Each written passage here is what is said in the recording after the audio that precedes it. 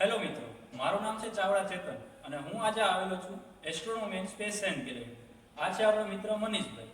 આજે 15મી ઓગસ્ટ જે સ્વતંત્રતા દિવસ છે આપણો, જે આપણા માટે ગૌરવની વાત છે.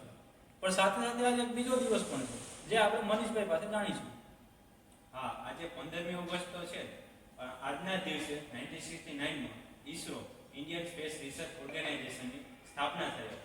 પરંતુ ઈસરો બન્યું એ પહેલા ભારતના સ્પેસ પ્રોગ્રામની શરૂઆત થઈ ગઈ હતી.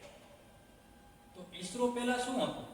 ઈસરો પહેલા 1962માં ઇનકોસ્પાની રચના થઈ અને કેરળના તુંબાથી ભારતના સાઉન્ડિંગ રોકેટની પ્રોગ્રામની શરૂઆત થઈ. તો તે વખતે આપણી પાસે એટલી ટેકનોલોજી હતી? બિલકુલ નહીં. શરૂઆતમાં રોકેટના પાર્ટ્સ અને ઇક્વિપમેન્ટ સાયકલ અને બળદગાડા દ્વારા ટ્રાન્સપોર્ટ કરવામાં આવતા હતા અને 21 નવેમ્બર 1963 થી ભારતે નાઇક અપાચે સાઉન્ડિંગ રોકેટનું પ્રથમ લોન્ચ થયું. તો તે વખતે જે આપણે સાઉન્ડિંગ રોકેટનો ઉપયોગ શા માટે કરતા હતા?